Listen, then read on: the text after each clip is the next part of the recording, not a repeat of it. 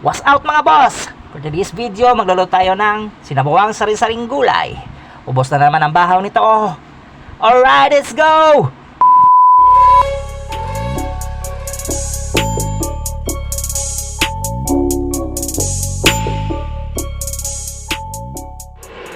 Yan mga boss, may nakaredy pala ako ditong ingredients na ating gagamitin sa ating sinabawang gulay na sari-sari. Ito, may konting karne ako to ng baboy, sibuyas, garlic, cabbage, talong, ito, kalabasa, sayote at okra. Okay, simulan na natin mga boss. Yan mga boss, mainit na pala ito ating mantika.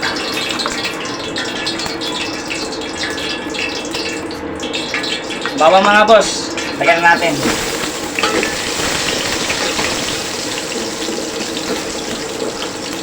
Saka ito ang ating sibuyas.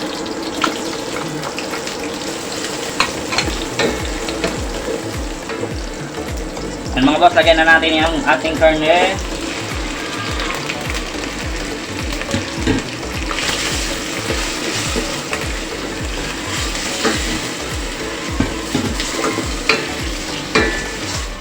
Ayan, tapos timpla lang natin ng konting asin mga boss. Ayan. Tapos MSG.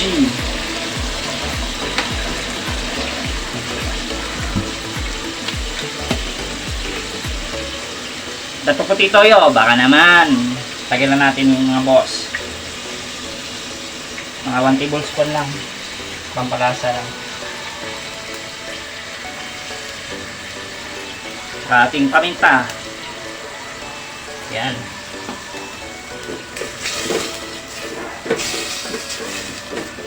Lutuin lang natin ng bahagya yung ating karne mga boss. May mainit na tubig pala ako dito mga boss. Lagyan na natin. Yan.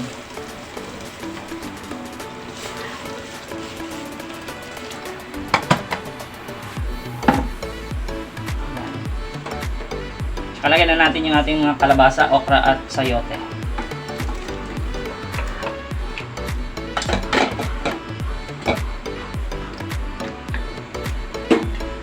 Takpan muna natin boss hanggang kumulo at saka malambot na, para lalambot na ating gulay.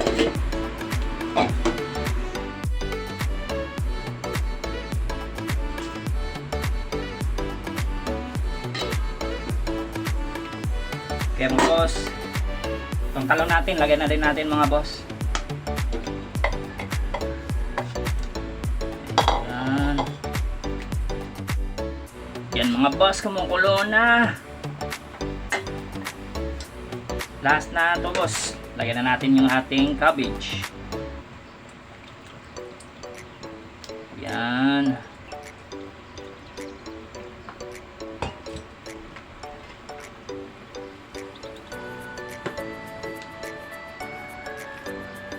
Lapit ito mga boss. Isang kulo pa.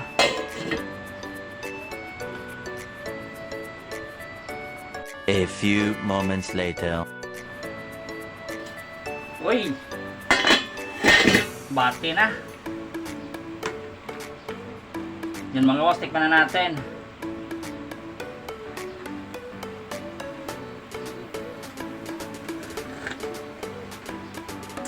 Manyaman. Hanguin na natin mga boss para makain na. Okay mga boss, ito na pala yung niluto natin na sari-saring gulay na sinabawan. Tikman na natin mga boss.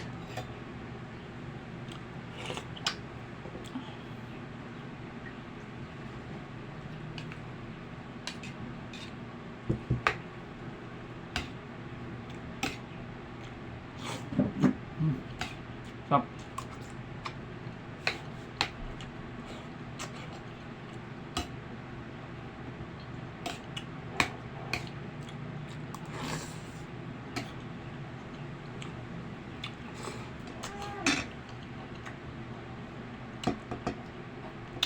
Meron pala akong pritong langgit dito mga boss.